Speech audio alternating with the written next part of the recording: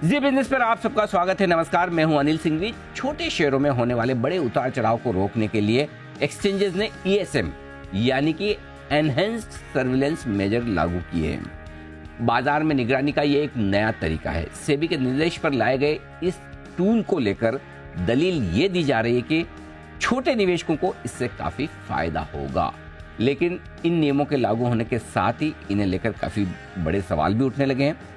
आज इस शो में हम ESM के नियम, इसकी बारीकियां, इससे उठ रहे आशंकाओं पर बाजार के जाने माने दिग्गजों से बात करेंगे, इन्वेस्टर्स से बात करेंगे, एक्सपर्ट से बात करेंगे और जानने की कोशिश ये करेंगे कि क्या वास्तव में ESM सही है या नहीं।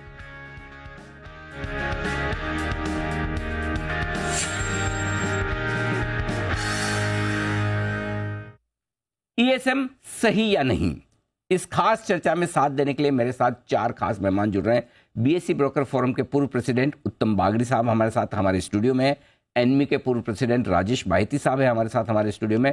ट्रेड स्विफ्ट ब्रोकिंग के डायरेक्टर संदीप जैन साहब जयपुर से कार्यक्रम में शामिल हो रहे हैं। और मुंबई के एक जाने माने कार्डियक सर्जन और छोटे शेयरों के बड़े इन्वेस्टर डॉक्टर प्रशांत मिश्रा साहब भी हमारे साथ कार्यक्रम में शामिल हो रहे हैं, जो अपना अनुभव और उनको होने वाली दिक्कतों के बारे में बताएंगे। आइए, आप सबका स्वागत है इस खास शो में। आपने समय दिया, बहुत बहुत धन्यवाद। इससे पहले कि मैं आप लोगों से सवाल पूछना शुरू करूं, जल्दी से हमारे दर्शकों को बता दूं कि ESM है क्या। पहले समझ लीजिए, थोड़ी सी डिटेल्स में आपको दूंगा, 2-4 मिनट लूंगा। शेयरों में बहुत ज्यादा उतार चढ़ाव को रोकने के लिए सेबी और एक्सचेंज ने मिलजुल कर ये बनाया है और इसका नाम है ESM यानी कि एनहेंस्ड सर्विलेंस मेजर्स। 500 करोड़ से कम की मार्केट कैप की कंपनियों पर लागू होता है। इसमें आप SME वाली कंपनियां अलग रख लीजिए, SME पर ये लागू नहीं होता, लेकिन मेन बोर्ड पर जो कंपनियां जिनका मार्केट कैप 500 करोड़ से कम का है, उन पर ये लागू होगा। कैसे? इन कंपनियों के शेयरों के दाम किस तरह से बदलते, भाव में किस तरह का बदलाव होता है, उसके बेसिस पर पैमाना तय किया जाता है। 2 जून को ये सर्कुलर आया था, 5 जून से ये नए नियम लागू हो गए। सरकारी कंपनियों पर ये नियम नहीं लागू होते हैं और सरकारी बैंकों पर भी लागू नहीं होते हैं। वायदा कारोबार में अगर कोई शेयर है, उनके भाव ऊपर नीचे होते हैं, उन पर भी ये नियम लागू नहीं होते हैं। अच्छा, इसमें जो कुछ भी शेयर हैं, इनकी हर हफ्ते समीक्षा की जाती है और एक बार कोई शेयर ESM में आ गया तो वो 90 दिन तक के लिए रहता है। अब दूसरा बड़ा सवाल यह आता है कि ESM कब लागू होता है, लागू होने के क्राइटेरिया क्या है। पहले, शेयर के भाव में बड़ा उतार चढ़ाव होना चाहिए। माइक्रो और स्मॉल कैप कंपनियों के शेयरों की जो तुलना उस पूरे सेगमेंट में, उस पूरे सेक्टर में कितना मूवमेंट आया, उसके बेसिस पे की जाती है। सेगमेंट का लो हाई प्राइस वेरिएशन देखा जाता है। देखा यह जाता है 3 महीने, 6 महीने और 12 महीने के दौरान भाव कितने ऊपर नीचे हुए हैं, और अगर भाव में वेरिएशन, उतार चढ़ाव जरूरत से ज्यादा है तो फिर ये लागू किया जाता है। जैसे कि 3 महीने में 75%, 6 महीने में 100% और 12 महीने में 150% से अगर शेयर के भाव ऊपर नीचे हो, ESM लागू हो जाएगा। अब इसका पैमाना क्या है, किस तरह से लागू होता है? हाई और लो का वेरिएशन निकाला जाता है 3, 6 और 12 महीने के भाव के देखकर। भाव सभी कंपनियों के मुकाबले में औसत से ज्यादा बदलना चाहिए और ये क्राइटेरिया आपके लिए ESM का आपके सामने। ये तो है ESM 1। ESM 1 के अलावा अब जो दूसरा पैमाना ESM 2 का है, वो थोड़ा डेंजरस है, उसी को लेकर समस्याएं ज्यादा है। पहला लेवल तो ESM 1 का हो गया, जिसमें ये सब वेरिएशन लागू हो गए और आपके ट्रेड टू ट्रेड वाले मामले होते हैं। दूसरा जो पैमाना है ESM 2 का, वो बड़ा मुश्किल है। अब नियम कैसे लागू होते हैं, मैं सीधा आपको वो बता देता हूं, और लागू होने पर नियम में क्या क्या बदलाव होते हैं वो जरा समझ लीजिए। ESM 1, जैसे आप सौदा करेंगे 100% मार्जिन देना पड़ेगा, यानी कि आप 100 रुपए का शेयर खरीदें तो 100 रुपए का 100% margin upfront. Price band 5%, stock 5% से ज्यादा ऊपर नीचे नहीं हो सकता दिन के दौरान। ट्रेड टू ट्रेड, इंट्राडे कोई ट्रेडिंग नहीं, खरीदेंगे तो डिलीवरी लेनी पड़ेगी, बेचेंगे तो डिलीवरी देनी पड़ेगी। और एक बार कोई स्टॉक ESM में आ गया, 90 दिन तक पड़ा रहेगा। फिर भी ये आपको ज़्यादा मुश्किल नहीं दिखेंगे, लेकिन ESM 2 में जब शेयर जाता है तो मामला मुश्किल हो जाता है। प्राइस बैंड घटकर सिर्फ 2% का। दूसरा, ट्रेड टू ट्रेड सेटलमेंट तो यहाँ पर भी है, लेकिन जो बड़ा नियम है जिसको लेकर लोगों को ज़्यादा तकलीफ, और वो ये है कि हफ्ते में सिर्फ एक ही दिन, सोमवार को सुबह सुबह ट्रेडिंग होगी, सिर्फ एक दिन, और वो भी है पीरियडिक कॉल ऑप्शन। मतलब जैसे होता है ना हमारा प्री ओपनिंग सेशन निफ्टी का, स्टॉक्स का, सुबह सुबह 9 बजे से लेकर 9:08 पर, उस तरह से हर सोमवार सुबह 9:30 बजे उसका एक कॉल ऑप्शन होगा। मतलब प्री ओपनिंग सेशन, इसे आसान भाषा में समझ लीजिए, उसमें प्राइस तय की जाएगी और उसके बेसिस पे सिर्फ एक ही दिन ट्रेडिंग होगी हफ्ते में, और एक बार अगर एंट्री होगी तो महीने भर ये बाहर नहीं निकलेगा। फिलहाल ईएसएम में 10 जुलाई तक 233 कंपनियां आ चुकी है और उसमें से 36 कंपनियां ऐसी है जिनकी हफ्ते में एक ही बार ट्रेडिंग होती है। बीएसई पर 652 कंपनियां आ चुकी है ईएसएम में और 140 कंपनियां ऐसी है जिनकी सिर्फ हफ्ते में एक ही बार ट्रेडिंग, कुछ कंपनियां कॉमन हो सकती है। ये है आपके लिए नियम। अब आइए इन्हीं नियमों पर करते हैं चर्चा और जानते हैं कि क्या कुछ दिक्कतें हैं, क्या कुछ। सबसे पहले समस्याएं क्या है। एक्सचेंजेस और रेगुलेटर्स का इरादा यह है कि छोटे शेयरों में भारी उतार चढ़ाव शेयरों में ना हो, पंप और डंप वाली सिचुएशन ना आए, इसके लिए ये लागू करने की जरूरत है। बायती साहब, शुरुआत आपसे करता हूँ। एक्सचेंज कहता है भाई कि अननेसेसरी का उतार चढ़ाव क्यों? शेयर माइक्रो कैप है, स्मॉल कैप है, छोटे इन्वेस्टर फंस ना जाए, पंप एंड डंप ना हो जाए, इसलिए ये नियम बनाया गया। इसमें समस्या क्या है? देखिए, कॉन्सेप्चुअली ये ठीक है कि हमने देखा है पहले भी कि छोटे शहरों में प्रमोटर के साथ मिलके ऑपरेटर्स ने बहुत सारी हरकतें की हैं जी। लेकिन ये जब हम न्याय की बात करते हैं एक तरह से कि इन्वेस्टरों के लिए न्याय होना चाहिए, तो कंपनियों के लिए भी न्याय होना चाहिए। राइट। अब न्याय में हम क्या बोलते हैं कि 1000 मुजरिम निकल जाए, एक निर्दोष नहीं फंसना चाहिए। करेक्ट। अब 500 करोड़ की छोटी कंपनियों में ऐसी भी कोई कंपनियां होंगी जिनकी एकदम प्योरली फंडामेंटल रीजन से प्राइस बढ़ी है, या प्योरली कोई टर्न अराउंड स्टोरी है, या कुछ टेक ओवर की स्टोरी है, वहां से वो प्राइस बढ़ी है। इसमें क्या होता है कि हमने सिर्फ एक क्राइटेरिया बना दिया है 500 करोड़ के नीचे और 500 करोड़ के ऊपर। राइट। अब हम बोल रहे हैं एक तरह से हमने एक ठप्पा लगा दिया है कि 500 करोड़ के नीचे की कंपनियां की क्वालिटी जो है डाउटफुल है। आई थिंक ये जो एक ठप्पा लगाया गया है ये गलत है, क्योंकि हमने देखा है 500 करोड़ के ऊपर की कंपनियों में भी 150% का उतार चढ़ाव ऐसे मार्केट में तो कुछ भी नहीं है। बहुत सारी कंपनियां हमें मिलेंगी 500 करोड़ के ऊपर जो 2 टाइम 3 टाइम 4 टाइम 5 टाइम ऊपर नीचे हो चुकी हैं, तो इनमें नहीं लगता है, लेकिन हम 500 करोड़ के नीचे हैं तो इनमें लग जाता है। तो मेरे तरफ से खाली एक ये प्रॉब्लम है कि आपने सारी कंपनियों के एक ही बास्केट में डाल दिया। आपने पीएसयू को अलग रखा, बैंक्स को अलग रखा, तो आपने बाकी सब कंपनियों पे एक ठप्पा मार दिया है कि ये कंपनियां क्वालिटी नहीं है। आई थिंक वहां मेरी प्रॉब्लम है। उत्तम बागड़ी साहब, राजेश जी ने एक बात इंटरेस्टिंग की कि भाई कि 100 गुनहगार छूट जाए, एक निर्दोष वो अगर है तो वो बचना चाहिए उसकी कॉस्ट पे। अगर मैं सेबी और एक्सचेंज की तरफ से यही सोचूं कि चलो कोई बात नहीं, 50-100 कंपनियां अच्छी भी है वो छूट जाए, लेकिन कोई भी छोटा इन्वेस्टर है उसको कोई एक छोटी कंपनी में फंसे ना, अगर उस एंगल से सोचे तो फिर क्या दिक्कत है इसमें? चलिए, मैं यदि सेबी के बिहाफ पे आर्ग्यू करूं, हाँ ठीक है। अब मैं फंडामेंटल है, शेयर बाजार का काम क्या है, सेकेंडरी मार्केट का काम क्या है, प्राइस डिस्कवरी। करेक्ट। तो प्राइस डिस्कवरी हो तो फिर खोल दीजिए, 2%, 5%, 10, 20 क्यों लगा रहे हैं? सर्किट खोल दीजिए, यदि कोई न्यूज आया बहुत 100 का 500 हो जाए या 500 का 5 हो जाए, क्या फर्क पड़ता है? लेकिन मार्केट के पास समय नहीं होता इतना सा इंफॉर्मेशन एक्यूमुलेट करने का, और लोग छोटे मैनिपुलेशन के चांसेस हैं, इसलिए बनाया कि 20% हर दिन बढ़ाते रहेंगे, समय के साथ प्राइस आ जाएगा। करेक्ट। डेरिवेटिव्स का एग्जाम रखा है।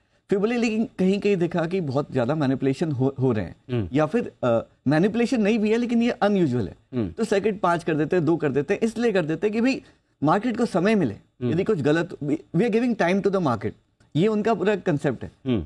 इस कंसेप्ट में अब फिर भी लोग आगे बढ़ जाते हैं, आगे खींच लेते हैं। अब आप कहोगे कि ये 2% सर्किट भी क्यों, ये तो नई चीज है, 2-5 पुरानी तो पुरानी है, 2-5 10 20। उसके बाद आपका जीएसएम फ्रेमवर्क जो ऑलमोस्ट 2017 से चल रहा है, 2017 से चल रहा है, उसके अंदर तो कोई कोई कंपनियां हैं जिसमें आप महीने में एक बार ट्रेड कर सकते हो, बट तो ये सब सर्वेलेंस मेजर है। अब सर्वेलेंस मेजर यदि रेगुलेटर लगाता है तो हम बोलते हैं ये तुम काहे हमें कंट्रोल कर रहे हो, यदि वो कंट्रोल नहीं करते तो ये धांधली चल रही है, आप क्या कर रहे हो? तो बेचारा रेगुलेटर के बीच ये कशमकश है, कभी कभी वो कोई एक्शन अति ले लेते हैं, कभी एक्शन कम ले लेते हैं, और वो चलते रहते हैं। आई थिंक ये ईएसएम उसी में है, एक एक्शन ले लिया, इंटेंशन सही थे लेकिन थोड़ा अति कर गए, शायद उनको रिव्यू करना पड़ेगा और एक्सपीरियंस के बाद करेंगे। अच्छा, तो जीएसएम पहले था और अब ईएसएम है। जीएसएम में पूरा फंडामेंटल बेसिस पे ज्यादा फोकस था, ईएसएम में पूरा प्राइस वेरिएशन पे फोकस ज्यादा है। Okay, interesting. अच्छा, मैं आपके पास फिर आऊंगा, उससे पहले एक बार जरा मैं जैन साहब के पास पहुंचता हूं, जयपुर। जैन साहब, बड़ी समस्या क्या है? क्योंकि आप छोटी कंपनियों के शेयरों को बड़ा रिसर्च करते हैं, 500 करोड़ की छोटी 500 करोड़ से कम वाली माइक्रो कैप कंपनियां आपके रडार पे बड़ी रहती है। आपको क्या दिक्कत आ रही इन नए नियमों के चलते? First of all thank you so much, आपने मुझे इनवाइट किया इस शो में। और सेकंड ऑफ ऑल, मैं रेगुलेटर्स को और एक्सचेंजेस को, देखिए ये एक जॉइंट मीटिंग थी सेबी की और एक्सचेंजेस की, सिर्फ हम रेगुलेटर्स की बात नहीं करें, एक्सचेंजेस भी हैं। एक जॉइंट मीटिंग के तहत ये फ्रेमवर्क बनाया गया है। सो सबने एक लॉजिकल, एक अच्छा स्टेप तो जरूर लिया है, बट इसमें जैसा कि बायती जी को फर्स्ट मूवर एडवांटेज मिल गया, आज वो स्टूडियो में बैठे और आज बहुत बढ़िया बात उन्होंने कही, क्योंकि मैंने भी यही बात कल में जब बहुत लोगों से मैंने भी डिस्कस किया, मेरे पास बहुत लोगों के मैसेजेस भी आ रहे थे, फोन भी आ रहे थे, समझ रहा था मैं कि 1000 मुजरिम 100 मुजरिम, मैं तो 100 मुजरिम का एग्जांपल देने वाला था। उन्होंने कहा कि 1000 मुजरिम निकल जाए मगर एक निर्दोष को सजा नहीं होनी चाहिए। बहुत सही बोला उन्होंने, इस पॉइंट पे मैं भी वही कर रहा हूं। अब देखिए इसमें जो दिक्कतें आ रही है, मैंने अभी एक कुछ रिसर्च की थी और मैंने स्क्रीनर से डेटा निकाला, तो अलग अलग हमारे स्क्रीनर्स लगे हुए हैं कि 2943 कंपनियां 500 करोड़ के नीचे की मार्केट कैप वाली है। उसमें हो सकता है ये एसएमएस भी हो, उसको हम सेग्रीगेट नहीं कर पाए due to time constraint, but वो भी आगे मिलेगा। और 500 करोड़ के नीचे की कंपनियों के पास 1922 कंपनियों के पास पी मल्टीपल है, ठीक है। अब पी मल्टीपल में भी जो लेसर देन 30, मैंने 30 इसलिए पढ़ा कि जब 20-22 के पी मल्टीपल पे ओवरऑल मार्केट चल रहा है, तो मैंने एक पैरामीटर पकड़ा कि चलो 30 का पी मल्टीपल, तो 1096 कंपनियां ऐसी है जो 30 के पी मल्टीपल के नीचे है। अब price to book value multiple, ये दो क्राइटेरिया, देखिए ये सब डेटा है, क्योंकि जब भी हम ये देखते हैं कि रेगुलेटर्स के एक बहुत अच्छा पॉइंट है कि we can not be subjective, but ये डेटा सब आजकल पूरे फैक्चुअल है, ये सब मिलते हैं ऑडिटेड बैलेंस शीट और ये सब से आते हैं जो रिपोर्टेड होते हैं। तो price to book value multiple greater than 3 और लेसर देन 3 को मैंने माना है। तो चलिए 3 का अगर माने तो उसमें भी 1958 कंपनियां ये आती है price to book value multiple lesser than 3, price to book value greater than 3 536, चलो वो अगर हायर भी मान ले। नेगेटिव बुक वैल्यू वाली 441 है सिर्फ, और price to book value lesser than 3 and price to book P multiple lesser than 30 882 कंपनियां। अब मैं यहाँ ये 882 कंपनियों को मैं पकड़ता हूं। अब इन 882 कंपनियों में कई बार ऐसा होता है कि फंडामेंटल न्यूज आती है, अच्छी कंपनियां हैं, प्रोमोटर्स एमएनसीज भी है कई इसमें, तो ये सारी चीजें होती है। तो इसमें देखिए कई बार take over, turn around, big news, big orders, ये सब होते हैं। छोटी कंपनियों में प्राइस वेरिएशंस बहुत हो जाते हैं। अब ये बहुत बढ़िया स्टेप है उन स्टॉक्स के लिए जहां पे एकदम कचरे और वहां पे पंप एंड डंप और कॉन्सेंट्रेटेड अगर शेयर होल्डिंग पैटर्न हो कि प्रोमोटर्स की 75 और जो दूसरे 25 है उसमें भी प्रोमोटर्स की दूसरे तरीके से होल्डिंग हो, वहां पे फर्क पड़ता है। तो अब मार्केट सब अच्छा कर रहे हैं तो ये सब चलेंगे। मैं बोलूं, मैं हाँ, 1 मिनट और जी जी जी जी जी जी क्या, तो ये मैं जो नोट्स लिख के लाया मैं बता दूं। तो देखिए इसमें सबसे इंपॉर्टेंटली फंडामेंटल पैरामीटर्स के कुछ डेटा को इंक्लूड करना पड़ेगा जो मैंने बोला, और 2% जो ESM 2 में जब लागू हो जाती है, तो अभी 160 कंपनियां ऑलरेडी ESM 2 में है, ESM 1 में 563 कंपनियां हैं, तो 2% का एक बहुत छोटा सर्किट है जो कि सिर्फ मंडे को पीसीए के थ्रू खुलते हैं ये। और स्टैंडर्ड डेविएशन को मैं देख रहा था कि ग्रेटर देन और इक्वल तो बेसिकली आप ये कह रहे हैं कि एक तो सर्किट एक ही दिन खोलते हो और वो भी 2% का, तो उसमें क्या होगा, मतलब इतने समय कैसे काम चलेगा? आइए, प्रशांत मिश्रा साहब है, आप लोग कम पहचानते होंगे लेकिन ट्विटर पर बड़े एक्टिव है, उनके काफ़ी फॉलोअर्स है, खुद सर्जन भी हैं, डॉक्टर हैं और बड़ा निवेश करते हैं आप इस तरह के छोटे स्टॉक्स में, माइक्रो कैप स्टॉक्स में। एज एन इन्वेस्टर डॉक्टर साहब, आपसे मैं जानना चाहूँ आपको क्या दिक्कत है इस नियम को लागू करने से? Good morning Anil ji. Morning sir. पहले थैंक्स आपको कि आपने मुझे इनवाइट किया। Thank you sir. हेलो जी सर, आपको आवाज आ रही है? जी सर, बिल्कुल अच्छे से। पहला चीज, पहले मेरे लाइफ के 4 ही एम्बिशन थे, अमिताभ बच्चन जी से मिलना, शाहरुख खान जी से मिलना और झुनझुनवाला सर से मिलना और आपके शो में आना। अरे तो सर, होने के बाद कम से कम आपके साथ शो में आ गए, ये हमारे लिए बहुत बड़ी बात है। Thank you sir, thank you. Second चीज, ESM में आपको एक एग्जांपल देता हूँ। लाइक बैंक से एटीएम में पैसा जाता है जी, सपोज वो वैन जो एटीएम में पैसा लेके जाती है उसमें से रोज चोरी होती है, तो आप क्या करेंगे उसको कि चोर को पकड़ेंगे, कि आप उसको ऐसा कर देंगे कि वीक में एक ही दिन वैन पैसा लेके जाएगी और एटीएम में डालेगी। तो सेबी ने क्या किया, रादर देन चोर को पकड़ने का, उनने एक ESM 2, ESM 1 is okay, but ESM 2 में एक उनने ब्लैंकेट कि आपको वीक में एक दिन ही ट्रेडिंग मिलेगी। अभी हमारे पीएम मोदी जी का 5 ट्रिलियन 10 ट्रिलियन जो इकोनॉमी का प्लान है, अभी उसमें आपको ऐसा लगता है कि बिना स्मॉल कैप और बिना माइक्रो कैप और एसएमई कंपनीज के पार्टिसिपेशन के विदाउट ये इकोनॉमी हम पहुंच सकते नहीं पहुंच सकते, इट इज इम्पॉसिबल। अभी आप फॉर एग्जांपल मैं आपको बताता हूं, एक कंपनी है मेरे पोर्टफोलियो की, मेरे 2 पोर्टफोलियो कंपनी इस समय ESM 2 में। तो पहला कंपनी है RIR power, Ratan Shah power, this is a power semiconductor का first manufacturing plant which will be started somewhere very soon. And this is the promoter is from US, Mr. Mehta, and he started this company and वो claim करते हैं कि next 5 years में cumulative revenue would be around 2500 crore. ऐसा एक मैंने उनके article में पढ़ा. Power semiconductor, silicon carbide based semiconductor unit है. जब ऐसी कंपनी आपको 200 करोड़ में मिलेगी तो इन्वेस्टर उसमें पार्टिसिपेट करेगा. अभी उसमें वो 3 चरणों में उसमें फंड रेजिंग करने वाले. एक चरण हो गया, अभी 2 चरण में फंड रेजिंग के लिए इन्वेस्टर पार्टिसिपेशन लगेगा, प्रेफरेंशियल शेयर लगेंगे. इन्वेस्टर का पार्टिसिपेशन क्यों होगा जब शेयर ट्रेड ही नहीं होता. सो बेसिकली आप जो ये पार्टिसिपेशन है इन्वेस्टर का उसको आप कम करना चाहते हैं, जो ऐसे रूल्स के थ्रू आप उसको डेली ट्रेडिंग तो एटलीस्ट अलाउ कीजिए. दूसरा आपको एक एग्जांपल बताता हूँ, WS इंडस्ट्रीज पूरा टर्न अराउंड स्टोरी है. 12 रुपए से 100 रुपए हो गया शेयर, क्योंकि प्रमोटर चेंज था. आज की तारीख में 300 से 400 करोड़ ऑर्डर बुक है, कॉन कॉल किए, सब कुछ किए. इन सेबी ने एक चश्मा लगा लिया है जिसमें 500 करोड़ के नीचे की सारी company pump and dump, and WS industry को भी उन्होंने ESM 2 में रख दिया. तो इसमें किसका नुकसान हो रहा है? कंपनी का नुकसान हो रहा है, जो इन्वेस्टर उसमें इन्वेस्टेड है उनका नुकसान हो रहा है. और सेबी बस अपना सेबी ने इनडायरेक्टली अपना पीठ थपा रही है ऐसे रूल्स एंड रेगुलेशन लाके. बाकी अल्टीमेटली नुकसान हो ही रहा है. तो मेरे को लगता है ESM 1 इज ओके, ESM 2 तो is totally irrational and there is no meaning of that ESM 2. Interesting है. तो आप चारों से बातचीत करके एक चीज जो समझ में आई वही कि सिर्फ प्राइस एक्शन के बेसिस पे कंपनियों को ESM में न डालें. बायती साहब, सबसे बड़ी समस्या यही है. मेन यही है. हाँ, कि हो ना हो कहीं ना कहीं कोई कंपनी. तो सॉल्यूशन क्या है फिर? अपने अगर आपने GSM रखा ही है जिसमें आपने फंडामेंटल फैक्टर्स रखे हैं, तो GSM मैकेनिज्म को आप और स्ट्रॉन्ग कर दीजिए, उसमें और फैक्टर्स डाल दीजिए, और स्टडी करिए कि अगर ये जो मूवमेंट हुआ है with some change in news, some change in management, या कोई तो एक क्वालिटेटिव फैक्टर होना चाहिए जिससे हम अच्छी कंपनियां, जैसे हमने PSUs को क्यों बाहर रखा है, मेरा एक क्वेश्चन है. क्योंकि आपने तय कर लिया कि क्योंकि गवर्नमेंट शेयर होल्डर है, इसके लिए PSUs प्रमोटर है, इसके लिए PSUs में वो बदमाशी नहीं होगी प्रमोटर को लेके. लेकिन जरूरी नहीं है हर वो कंपनी जो 500 करोड़ के नीचे हो उसमें बदमाशी हो. नहीं, लेकिन बागड़ी साहब फिर तो ऐसा है ना कि अगर समझो, चलो बायती साहब ने बोला कि थोड़ा फंडामेंटल भी उसमें डालो, सिर्फ प्राइस के लिहाज से मत देखो, तो कल फिर आप ये कहोगे अच्छा सेबी और एक्सचेंज कौन है डिसाइड करने वाला कि किस कंपनी के फंडामेंटल अच्छे खराब है?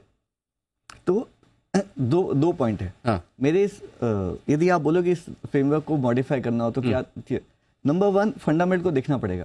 अब इसमें कई कंपनियां बोलोगे पर्टिकुलर GSM नेट के अंदर ऑलरेडी उन्होंने कुछ डेफिनेशन बना रखे. फॉर एग्जांपल आपका P रेशियो पर्टिकुलर मार्केट से X टाइम है. सपोज मार्केट का P 20 है तो 40 P तक हम इसको नॉर्मल मानते हैं. Market book value, price book value चल रहा है तो हम इस बुक वैल्यू एक रेंज करके उन कंपनी को तो बाहर करो.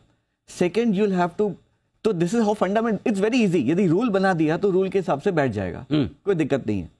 बट मुझे सबसे बड़ा प्रॉब्लम है जो वीकली ट्रेडिंग होता है, मंथली ट्रेडिंग होता है. स्टॉक मार्केट का पर्पस है प्राइस डिस्कवरी.